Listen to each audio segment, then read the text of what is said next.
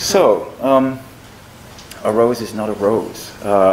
Digital Synonymy for Historical and Ethnopharmaceutical Research by myself and company. Company will be introduced through the talk. I want to emphasize that this is very much a collaborative project, so I'm just a spokesperson. So, you know, Shakespeare made this great statement through the voice of Juliet that a rose would smell as sweet by any other name, referring to Romeo, and were he not a Capulet, then she could marry him. So why doesn't he just give up his name, and then she can have his true whole self, which is pure and present and accessible, even independent of names. Later on, Gertrude Stein made this famous quote, "A rose is a rose is a rose is a rose." And she describes herself in commentary later about the poem that it is the first time in about 100 years of poetic history that people have written about actual roses, because they've been so long invested in the reception theory and the linguistics around roses that the direct palpable experience is not available to them. So there's this dichotomy here in the title that I wanted to highlight about the real thing and the name. Now, we're actually going to depart from this notion of an ideal, the access to the ideal, because a much less attractive picture than this is this grouchy image of Immanuel Kant, who, of course, taught us all that the Ding an sich cannot be known. We don't have access to the noumenon, to the thing in and of itself. We have access to it through the phenomenal world. And the particular phenomenology that we'll be talking about today is linguistics, how we have access to things through language. And one of the things I want to talk about really is that the larger scope of what this project is involved in is cultural exchange and encounter around objects and things, and how these horizons, cultural horizons, meet through objects. And one of the very fecund locuses of study is in the transmission of materia medica. Now, Hal Cook wrote his book in the 2000s, describing how the Dutch East India Company really advanced science and scientific description, in a sense, through this requirement to produce a common standard nomenclature, to the need to produce common standard measures that were accessible to people around the world. And this is a powerful description of how knowledge transmission is affected in global history. Most recently, actually just last year, Pamela Smith published a volume titled Entangled Itineraries, which was workshopped at the Max Planck Institute. And really, I was present at some of those workshops, and many of the conversations discuss this problem of reception. When something moves into a place, it changes and takes on new identities. And in fact, we all discussed the problem that the notion of an itinerary of a single object belies the fact that it is differently construed in different cultural contexts. And actually, it attains new lives in these new cultural contexts. So this is the larger question, the larger frame that I really want to inquire into, and is the kind of intellectual question that's behind the project. But to give this a more grounded example, I want to bring you to 2013, to the 400-year anniversary of a fundamental medical text, a Korean medical text, the Danggui Dongkui.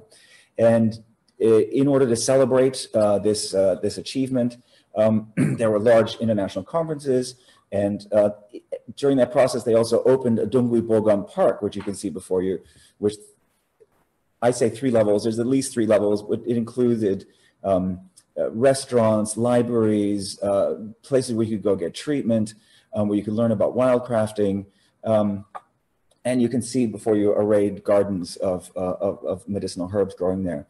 And while I was there, we visited this example of a Korean, a model of a traditional Korean physician's clinic. You can see the mannequin before you. You can see the dried herbs hanging in satchels from the ceiling. Other herbs in the process of drying there. And while we were investigating it, I happened to be there with my mom. And I like bringing my mother into this picture because I really want to talk about the relationships that knowledge is embedded in. And this is part of the kind of aspirations of the project, to preserve are the visibility and the tactility of these relationships. So we were looking at these, we're taking these photos, and she said to me, well, take a picture of me alongside the herbs, so then you have a memory of the size of it. So we're taking this photo, and we met the docent, and we asked him, well, what's this herb? And he said, oh, it's Dongui. And I said, oh, is that Danggui, the Chinese medicinal herb? And he goes, I don't know, I don't speak Chinese. And we thought this was quite funny, and then we said, well, does it treat blood problems? Does it use for menstrual issues? Does it move the blood? Is it used for injuries? These kind of things. And he said, yes, that's the Dongui that we're referring to. And so great, okay, we're established it here. But as we looked at it more closely, if you look at the picture, you'll see that the roots of these plants are quite thin, and they're quite unlike the Danggui that you see in pharmacies when you get the dried herb that has been prepared in the herbal markets of China and shipped across the world. You see these are very thick cut pieces. The slices are thin, but the width is much wider than the plants that we see here. And so we asked him, well, that's strange. Why doesn't it look like the Danggui that we're used to? And then he says, well, okay, now that you ask to this level, then I should say that it's not that Danggui. In fact, it's a Japanese varietal which has the same name, and it has no medicinal value whatsoever. It just grows in the local hillsides. And we picked it because it's delicious and we're going to eat it later. So in the midst of this, international UNESCO-sponsored global exhibit of Korean medicine, you in fact have these multiple levels of representation, multiple levels of meaning, and the identity of the herb changes. And in fact, what I like to think about, and so that the names of what the plants are take on these new meanings. And what I like to think about this exchange is that really it indicates that knowledge is embedded in relationships. I want to ask, since I'm screen sharing, is half of my screen blocked by the images of the Zoom, or are you getting the whole PowerPoint? Okay, great. So knowledge is embedded in relationships, and what you know changes who you are, changes your status in the world, and who you are also changes what it is and how you know. These things are very closely interrelated, and knowledge can't really be separated out from its social contexts. But furthermore, knowledge is also embedded in space. As the 7th century editor of the first Imperial Materia Medica commented, when plants and animals leave their original grounds, then the material will remain the same, but their efficacy will change. Now, that's an interesting comment. What does he mean by their efficacy changing? We could interpret it that it is moving into different territories, which may have different miasmic powers, or that where people of northern or southern climes will respond to it in different ways. Or is it a material degradation of the plant so that it loses its powers, even though it is technically the same substance with the same name? And in addition, now that would be looking at it from a medical standpoint, looking at it from within the Chinese medical episteme, but look at it from a history of science viewpoint. We also have to consider whether or not these materials are moving into different epistemic domains, whether people are describing and relating to these drugs in new ways. So already, even just within the locus of East Asian herbs and the sinophone or semi-sinophone, given that Korean has close relations, certainly in terms of vocabulary, if not in grammar. We're even just in this kind of sinophone worlds, we can see a great deal of variation. And there are different, how can I put it, different forms of exchange that change and require tracking. So we need to think about the herbs and what they mean quite closely. Now, I described Pamela Smith's book, and there's a long history of the migration of individual matters. We have the history of coffee, the history of Prozac, histories of opium, etc. And these single matter studies tell us a lot about these processes of exchange and retransformation and how people reconsider what it is that the objects that they're receiving are. They tell us about their migration, their reception, their translation into new terms, whether they are adopted or rejected, and how they are adapted. And this is great, and we've learned a lot from this genre of history, but it raises another question. Can we come to a systematic overview? Can we come to some sort of comparative view where we can describe the processes that occur and whether or not they occur similarly across different circumstances? Of course, the problem is that studying even any one of these objects is really problematic or requires a great deal of linguistic skill, diversity, to be able to handle a bunch of different languages, a bunch of different sources, to be able to handle archives in different regimes, and to then try to multiply that by comparing multiple objects' migration over multiple cultures. It makes the problem unworkable. But it begs for a new question. It begs for a new mode of working, in fact, where we can have a collaborative space where scholars can come together with some similar basic fundamental assumptions and can raise these questions in common and use common resources to work together.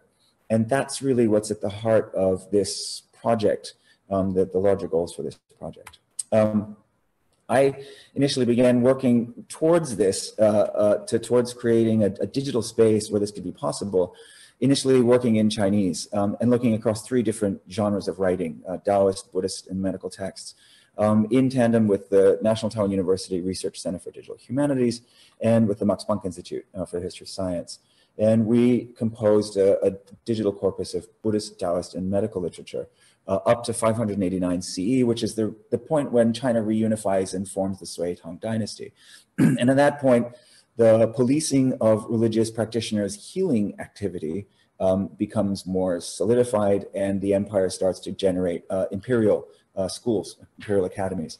So the period before that is actually very diverse, and you get a lot of variety. And that's the period I've kind of been working in for my own individual research on Chinese medical history. We've been able to learn a lot through using these tools. By compiling all of those and then searching with the database produced by DocuSky, we can come to large-scale summaries of the distribution of knowledge. For example, we can know how many drugs were used in the Taoist canon and which different sects used how many drugs, and get a sense for their varying medicality, as it will, the degree to which they adopted medicine. We can also go and drill in detail and compare the contents of different texts using this kind of macro scale analysis. What you see here is about 12 to 15 core texts from the Shangqing sect, a Taoist sect. And these are actually Chinese characters, which are drug terms. And the clusters that you see on the periphery of this diagram are the texts themselves and the terms that are unique to those texts. And what's in the messy middle are the terms that are shared across these different texts. So using these digital tools, we can begin to see how well these terms migrate across. We can get a sense for uniqueness, the degree of how distinct certain texts are, and we can begin to identify core vocabularies across a large corpus. And that's very helpful for getting a sense for the larger flows. What constitutes a typical Shangqing drug, for example? I've been able to expand this to using Buddhist sources, also revealed interesting aspects. Here you have a picture of the 5 Vinaya, the 5 translations of the Dharma that were translated in the 5th century, but came to China from different avenues in India. And what you notice is actually they have a great deal of discreteness. The uniqueness is very strong here, indicating that either they use different translation strategies, or the regions from which where these were compiled actually had different drug traditions, and we could learn about potentially about regional Indian medical practice through these translations. Unfortunately, determining what these drugs are is very hard because nobody uses these drug terms anymore. And so that takes a great deal of philological research. However, we can at least identify common terms. We can also compare them to the medical corpus. So on the left, you see the Buddhist Vinaya. On the right, you see a major canon from the 7th century. And you can see that there's almost little or no overlap between these corpuses, showing that Chinese medicine and Buddhist medicine, at least at this point, were very discrete realms of knowledge. Okay, so one of my other hats is on the committee for this International Association for Traditional Asian Medicine, and we work across Asia from from Japanese medicine to South Asian medicine, Himalayan, so Rigpa medicine, Chinese medicine, of course, and are expanding into Southeast Asian medicine. Although there is actually a great Society for the History of Southeast Asian Medicine functioning, with which we have a good active relationship. But through that kind of larger scale community, we always come across these questions. Whoa, you use this drug as well. How do you use it? That's very interesting.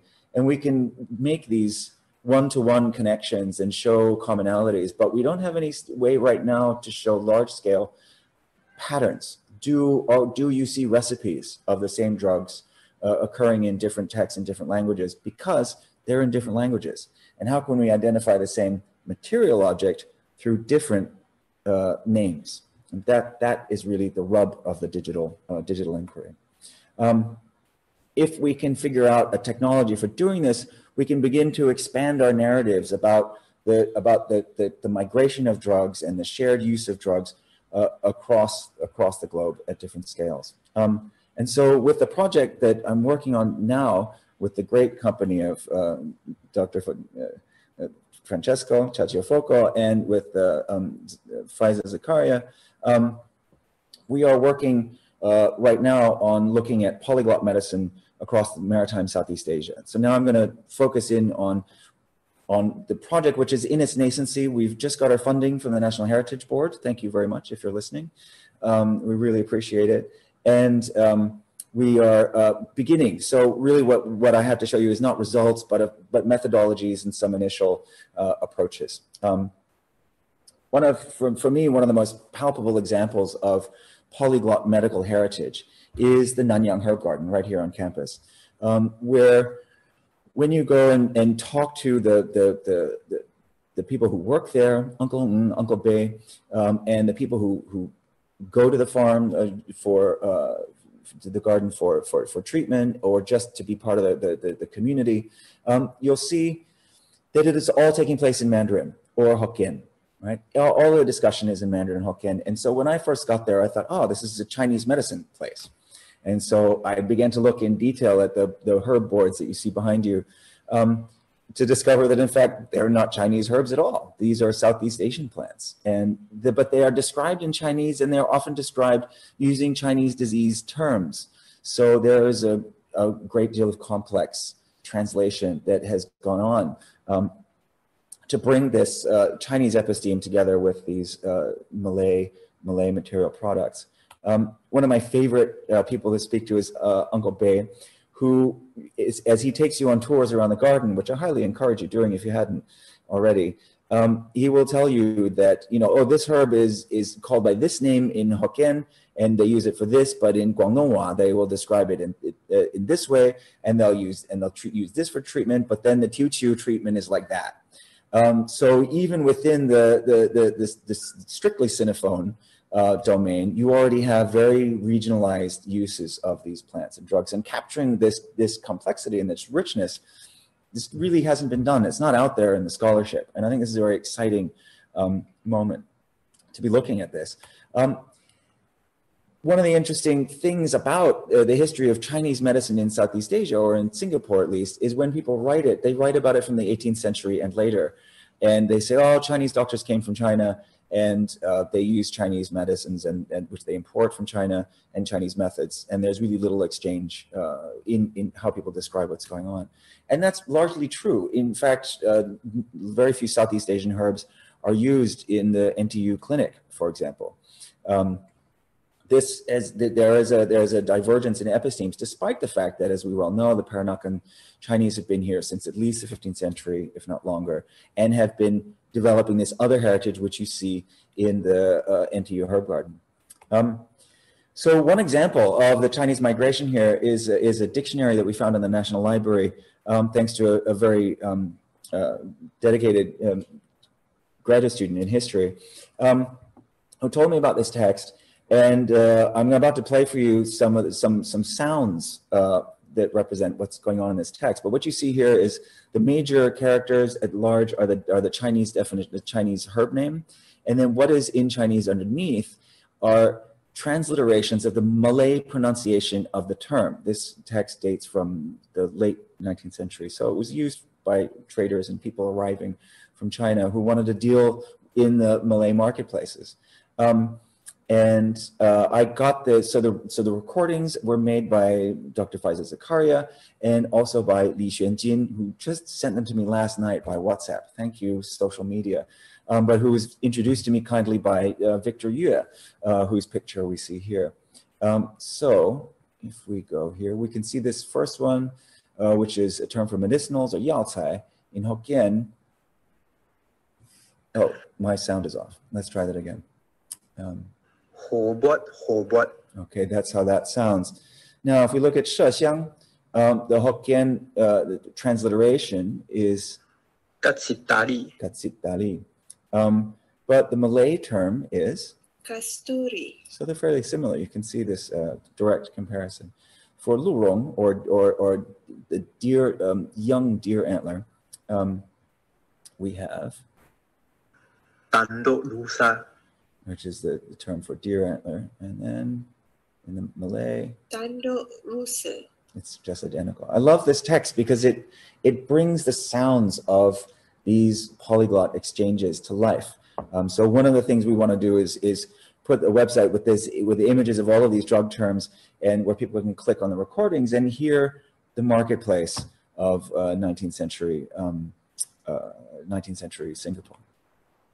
There's a couple of interesting elements to the text. So this one, which is for Pishong arsenalite, which is a toxic medicine, the transliteration is Hurangan, and the Malay is Warangan. I should say that the Malay translations I got from a modern dictionary translating these terms, the English terms. Sometimes I got Google translation of the Chinese, but it's basically English to Malay, but we can hear the direct difference. But on the left side, you'll see this 毒药约老尊, which is the Mandarin, and it's saying that the toxins are referred to as La Zun, and the Malay for poisons is Racun. So there you have it. An interesting potential for maybe the migration of vocabulary across language domains is this one for mint oil, or 薄荷油 in Mandarin, which the Hokkien is Mi Lia Bokho, and the 薄荷 sounds very much like 薄荷 in the Mandarin. And we have the Malay. Minyak Pudina. So the minyak and the minya are clearly the Hokkien approximating the Malay, but the 薄荷 and the pudina, what's the relationship there? These are interesting questions, which I kind of want to leave out there in cyberspace for you to comment on afterwards, or for the people of Singapore visiting the site once we put it up there to reflect on. So the project that we're building is basically of two elements. And what we're going to do is compose a transcription database of manuscripts. I have about 400 texts in Chinese, multiple volume texts that have been transcribed into Chinese, which we want to organize and make available. And we're going to transcribe a number of Malay manuscripts as well and make those searchable so that people can look at the images and search the text. And we'll tag those texts with codes that link back to the other part of our database, which is a synonymy, a digital synonymy. Or the third aspect of the transcription database will also be the stories from the Abui people of Alor about their medicines. So here's some images of manuscripts that we have. Here's the Kitab Tib from 1824 manuscript from Batavia. It's held in the British Library. In the middle one is a recipe slip copied down by a Peranakan family and shared with me. We're going to scan them and make them available in the National Library. Has agreed to archive them for us. And you'll notice that there's a Malay transcription at the top describing what the recipe is for. Because the family cannot read the Chinese. So there's these wonderful layers of linguistic layers and heritage that are involved in these manuscripts.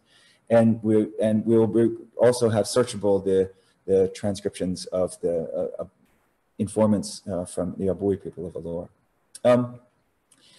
And we will house these texts within the DocuSky database, which is the tool I've been working with National Taiwan University. And it's useful for a variety of reasons.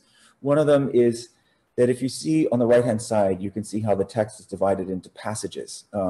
And this is a text that's just been published by actually a relative of the linguistics department, Shidodo, has been working with me very closely on refining the annotations for this text. It's a 5th century Materia Medica, which has 3 different layers within it. So we actually have 3 different texts there.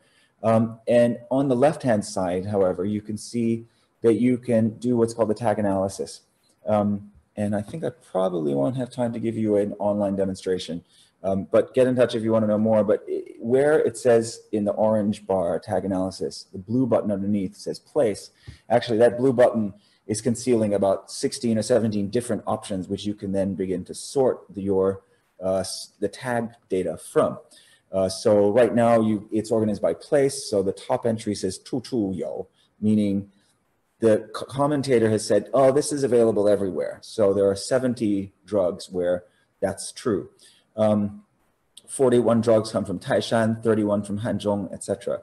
And you can use this to then filter down, okay, I want to look at just the drugs from Taishan and then search again for which of these have what properties, which of these are cooling, which are heating, what diseases do they treat, etc. So it's a very sophisticated method called post-search classification, or 后分类, which we find very powerful for analyzing these texts. And that's the database that we'll be using. This can also provide images of the manuscript passages as well. Okay. So that's the transcription database, but the other part is a digital synonymy. And this is a complicated operation. I'm going to send you some links later on during the chat, if that's feasible.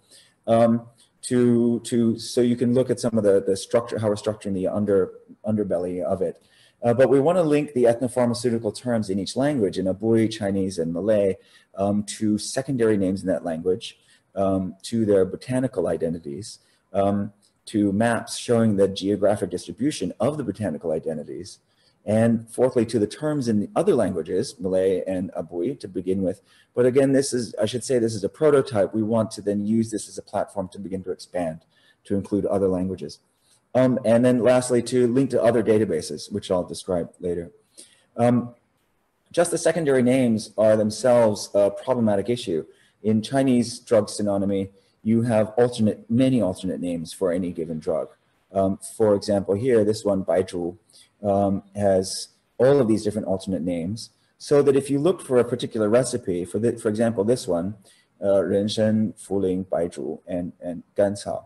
Now that's a standard recipe, and if you search for the primary term, you would find it. But if it was described in this way, where Shanlian is the name that an author has decided to use, you would have no idea that that drug was in there. So you wouldn't be able to find it. So we need to be able to capture that continuity. And it's a bit complex, but we want to do this for each of the aspects. So I've discussed Chinese, botanical references, Malay, Abui. Yeah. So the other thing we want to do is not make these references float in space, but give them historical background. So each and every attribution, link between two terms, will have a bibliographic reference with a date. Is even more interesting. So that we can begin to periodize and also strengthen, notice the frequency of these attributions.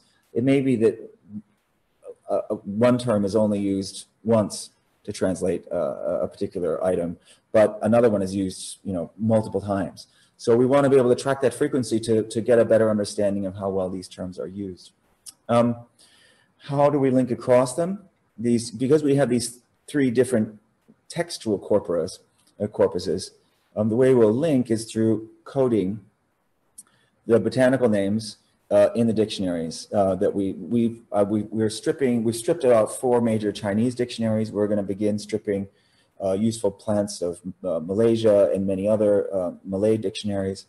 And we'll also begin to scrape translations that we find in secondary scholarship. And that way enable us to link through these to each of the languages. Why is coding useful? So this should say why coding is useful, because, sorry, let me go back. Using all this kind of this complex digital technology will enable us then to be able to see patterns and to see where different drugs are occurring together, even though they're in different names. So if I have this recipe for the Sijun with these four herbs, perhaps they occur in a Malay recipe, but we won't know unless we can link across them. And that's the goal, is to be able to map across these different languages and to link these texts together.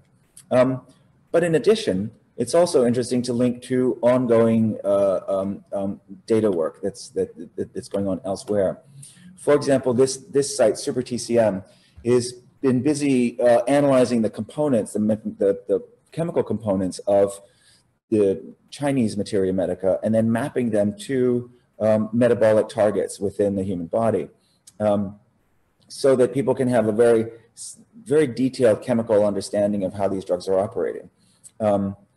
However, in order to do that, they have to engage in a fallacy, which as historians, as kind of the describers of our literature, we want to avoid. If you notice here, all of these different links, at the top you see in pink the Chinese name, the Fu Penzi. Then you have common names in English, and then you have the pharmaceutical Latin name, the pinyin, and then other botanical synonyms. These are earlier descriptors for the same plant. But they all center around one single botanical entity. That's great and important because you want to connect to the chemistry that's in that plant. However, it's historically well attested that many botanical entities may correspond to a single Chinese term. So we have to make this extra complex. We will be centering our diagram around the term Fu Penzi, and then have multiple botanical entities, which will then filter out to multiple, these other multiple chains. In order to do this, we're working with Kew Gardens, the Royal Botanical Gardens there, who run the important international advisory board, the Medicinal Plant Name Services, and they're helping us clean our data and design this system. Here's some other images of what SuperTCM does. It gives you some botanical information, and this is a map of the metabolic targets that this drug Fu Penzi is associated with. Similarly, other databases like SimMap are doing similar work, but slightly different. On the left-hand side, you have a herb name in purple, and then you have TCM symptoms in orange, and then these link to, I can't remember, these are maybe biomedical symptoms, and then you have biomedical disease terms. And at the bottom, these are the chemistry. So you have the green is the dark green is the chemical components, the orange are the metabolic targets, and then these link again to these Western disease terms. So what we can do is connect our recipes to this data, and people can hopefully link across those sites and ours to do more detailed analysis of the recipes, the historical recipes that we have. And I should say, as I pointed out earlier, this is not historical, it's heritage. People are still actively engaged in using these every day. One of the issues we have is cleaning up the synonymy. You have with multiple alternate names. Sometimes these alternate names, like this one here at the top left blue dot, turns out to be an alternate name for two other drugs. So it involves a lot of data cleaning. And what we need to do is cut this middleman, because otherwise when you search, you'll end up linking to across all of these terms and you get a Gordian cluster. So we are going to cut out the middle term and create these isolated clusters so that it's a little tidier. And it looks more like that. This will end up giving us, from about 85,000 terms that we have and 35,000 alternate names. If we just did a drastic cleaning, we would end up with a much reduced figure that we see here. But with the cleaning method we've adopted, we will have about 6,500 main names in Chinese with 2,400 alternate names. So we'll have quite a high rate of retention of the data that we've captured so far. Other experiments we've been doing as sort of pilot tests, or we've already performed, have been linking between Latin botanical identities. And is that 10 or 5? That's, okay, 10 to 5. So we're linking, yeah, so you can see the diagram here. So we are basically producing, our synonymy will produce this hypothesis between the Latin name and the primary Chinese name. We did an experiment comparing the 12th century Latin text, the Trotula, to a 5th century, the 本草经集注. And we found we have multiple alternate names for rice, but rhizos is the one term that's used in the Trotula, and they're all linked by the botanical Orsia sativa. So that's kind of a, and we've also, so we can know other things.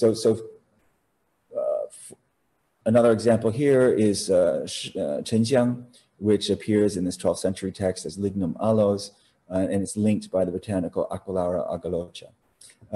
Again, I want to emphasize that these are all hypotheticals because of the degree of variation in practice and in recording. Nevertheless, it gives us a much richer foundation point from which to begin these kinds of historical comparisons. Okay. So, oh great, I actually gave myself time to make this comment. One of the things that I remember describing with this in a conference in Chengdu a couple of years ago before COVID, when we could go to conferences. Not that it's not great to be with you here online. I appreciate the fact that actually we can connect with, in some ways, more people this way. But someone was saying, but the dictionaries that you're using have mistakes. They could be wrong. And if you don't verify every single herb for its true identity, then you're just going to use all this time to produce nothing, present something completely useless. And I disagree. I think with digital technologies, we have the opportunity to describe something different than just the simple 真假, but dichotomy of true or false. In fact, there's different communities of practice, different communities of identification of these plants, and it's useful to capture all of these. So we are keeping this, it's important, that's why it's important for us to keep these thick bibliographic records of the attributions. So, you know, the unreliabilities of dictionaries are that they represent often normalized standards for modern practice, like you saw with the super TCM, where they just fix on one particular plant. Traditional practices have evolved over time. Field evidence that we see today does not necessarily reflect what people were doing in the past, in the 5th century. Nomenclature may have changed across time, region, and dialect. And plant identification was historically poor from a Linnaean perspective. Historical actors didn't necessarily make good plant identifications. And people still today constantly substitute terms. So very often, you know, with a Chinese recipe, you don't know if it says Danggui in the formula, if people are really going to be using Danggui or they're going to be substituting in a Korean snack. And that is, this is an issue which we can, however, qualify by recognizing that Danggui doesn't actually refer to a plant. It's a marker. It's a marker, it's a placeholder within a recipe, which may or may not contain the botanical that we think it does. But from the beginning, from these hypotheses, it could be this, it could be that. We then begin to compare it to what people are doing in other cultures. And one of the ways to aim towards that is through this scaled confidence model, or using degrees of confidence. And this is what I referred to earlier about describing the frequency of attributions. And we can also strengthen those links by saying we consider this source to be much more authoritative, and this to be much less reliable, etc. So we can also moderate that to a certain degree. And I think that's an ongoing conversation that I think the community should be involved in, the larger medical history community. And I think we are provoking that direction, provoking conversation in that direction. So that's a brief, possibly miscombobulated synopsis of where we are at in terms of where we're heading towards building this project, and I really appreciate your feedback and comments so that we can make it better. I'm going to now stop sharing and submit some links in the chat box so that we can, so that you can browse these sites yourselves and have a look. The Tableau map to show it's taking this text that was marked up by Shudodo, and I've plotted these onto using historical GIS onto a map so you can see the gradual expansion of Chinese materia medica over time. This is germane to the history of Chinese medicine in Southeast Asia. One of the things you see here with this text, which dates from, you're looking at two different layers of text. The blue is from between 2 and 400 CE, and the red is from 500. And if you look down here, you can see there's already, even in the year 2 to 400, we have about 12 different drugs which are described as coming from Southeast Asia. And there's even more, there's a few more that Taohongjing also describes in the 5th century text. That only increases over time. By the 8th, 9th century, there's about 100 different drugs coming from Southeast Asia listed in the Materia Medica then, and even more in the Song Dynasty. So the history of connection between China and Southeast Asia is a long one, and one that I think it's a story that deserves further telling. Okay. Okay, so thank you very much. It's super interesting. So, audience, questions, comments for Michael? Okay, yes. So, Margaret, it may impact those recipes. We haven't deleted those terms, and we may find a way to connect across them. We're still investigating it, but we have the data, and it may just be that at the moment, if we just exclude them, it'll just turn up a blank. I mean, someone will say, well, okay, that term's not showing up in their database, in their dictionary. We may put them up as inert, as not linked to others, to say that this is linked to too many things. Here they are linked, and please go manually look at those other connections. That's at the moment, because we're still in design phase, I can't say more, but thanks for the question. Yeah. Well, the difficulty, yes, I mean, technically, absolutely. The issue is creating a nomenclature. It's creating the synonymy that links across these. If you have an object dictionary, for me, I think material objects are the easiest to trace, because they are they're material. They're out there, whereas stories and mythologies are more local to language. Yeah. But it involves producing a synonymy of objects. Ah, that's great. Thank you, Alexander. Pudina is from the Hindi. Great. So we have Malay Hindi in the Malay term. Yeah, I have a question, Michael, the usual one, about the etymology of all these drug and plant names. How do we think to deal with that?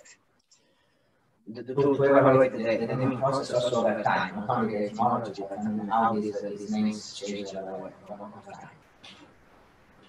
Well, one of the things that we'll have is for the Chinese drugs, we have what we call the chuchu, or the date of first appearance. And so they'll describe a text in which it first appears.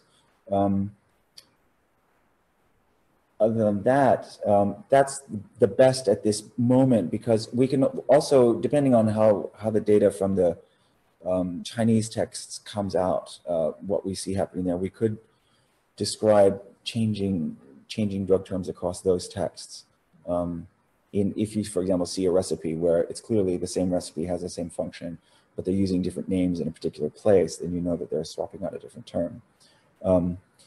In terms of, I should have said the presentation for the Abui terms, because this is both a historical,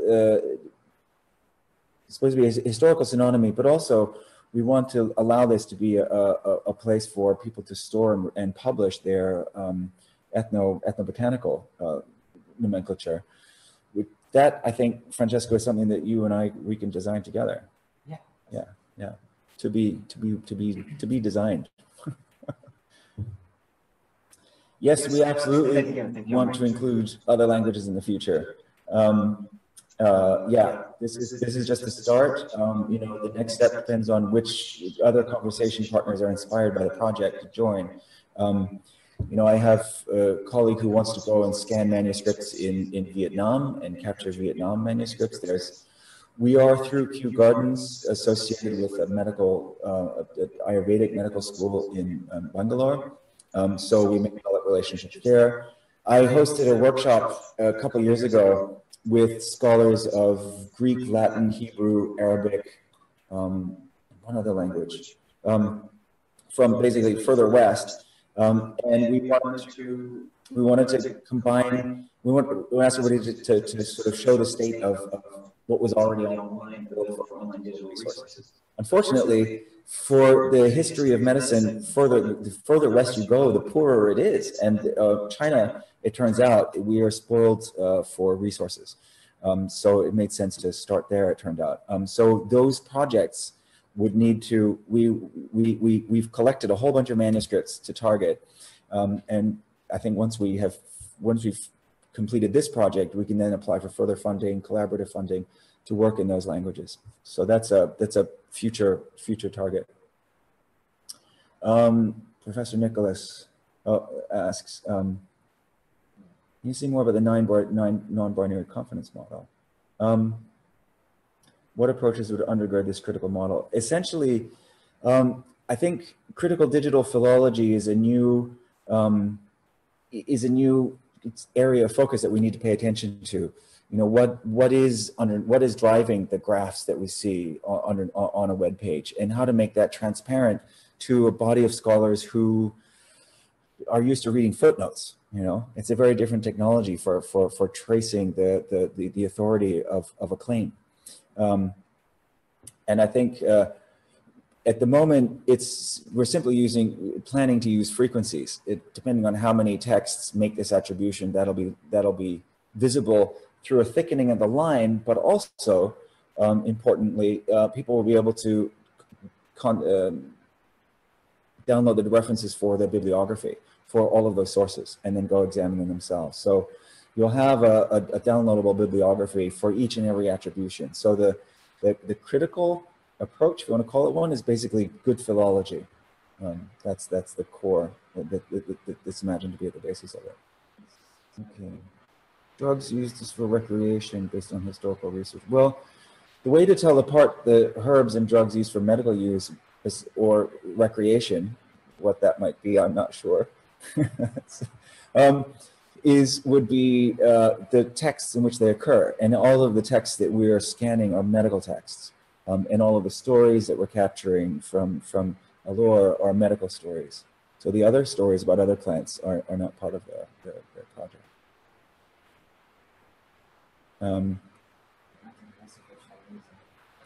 Yes, the Latin classical Chinese was just a pilot model. Currently, the one we are going to do and perform will be Malay Chinese. That's what we're focusing on, and Abui. Yeah, and I suppose, yeah, Malay Abui as well. So those three languages will be linked up. Okay, do we have any other questions, comments for Michael? Okay, so thank you very much. Huh? Yeah. Thank you very much, Michael. Super interesting, and yeah, I'm super excited also for this project. So that's okay. Everything now will go according to the plans. So to everyone, thank you again for having been with us in this very, very interesting TGF seminar, and see you next week already. Next week we have the third TGF of the first season, and the speaker will be Alec, Associate Professor Alec. Thank you again, Mike. Thank you so much, Francesco. And thank all of you for listening. Bye-bye. Bye. Ciao.